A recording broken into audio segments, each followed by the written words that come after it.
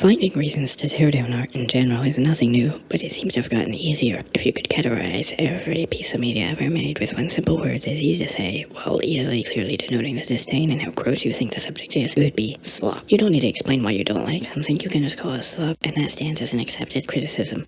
For some reason. Similar with beginner work or even just times when artists try something new and it didn't instantly impress you. You guessed it, slop. An AI-generated image has exactly the same value and critical nuance as a years-long passion project. It's always been easy to dismiss those things for being subpar or say they shouldn't have been made, but instead of making art better, their way seems to be to find ways to dismiss art as quickly as possible while maintaining an authoritative stance. I.e., how dare they foist it on you? And how dare anyone trick you into being exposed to it? Your time and imagination is sacred, after all, and it dare not be sullied and defiled by anything that's not the best of the best. It's a lot easier to take the route handed to you to say something is bad, whether or not you've seen it yourself, than it is to articulate why you like something. Or, if something doesn't meet your expectations, to at least give some direction on how to improve. It's just assume there's a degree of malice and dissatisfaction, as though artists are these mighty forces playing with your enjoyment. In reality, you can't please everyone. It's not my job to know what I want, it's yours. It doesn't help that this is an easy way to make content. You could rack your brain, steam pouring out years trying to create something coherent, or you could just look at whatever's come out recently or was recently announced, create an eye-catching headline insisting there's a disaster in a new way that has to be seen to be believed, and rinse and repeat. There's an endless parade, so if you miss one bandwagon, there's always another. Word of the algorithms as some kind of supernatural force have now turned to some more personal and crowd-based rhetoric. If you don't follow these vague steps, your audience will hate you, and you don't want that, so better get to it. Your reach is a pure, unbiased representation of how your audience feels, their satisfaction wheeling your video into one of the coveted limited spaces on theirs. This is totally not doing what's convenient for a machine.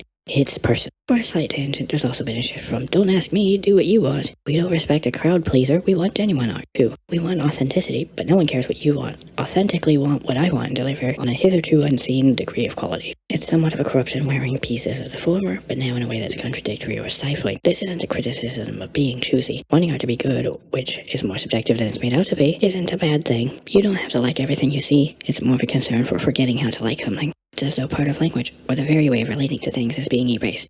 For all the complaining about how corporate art has become, the driving reception art is very much dominated by treating art as a product submitted to a competition. What is good art anyway? From the biggest budget blockbusters to a scribble made in spare time, nothing seems to measure up. The bar is a distant speck heading towards the stratosphere, and it seems like nothing can clear it, at least, not for long. It's poorly defined, but seems to be in some way related to satisfaction. Art needs to be satisfying to be worth making, and it needs to measure up to the past. Nostalgia is denounced when it comes to positively remembering something, i.e., I still like that movie and watch it from time to time. But the real danger is in how you respond to it. The legends grow taller, and anything new pales in comparison. You embrace the idea that nothing can ever be as good or original, ignoring that it likely wasn't very original, and give yourself some confirmation bias increasing frustration. I've tried all this new stuff, and it's all the same to me.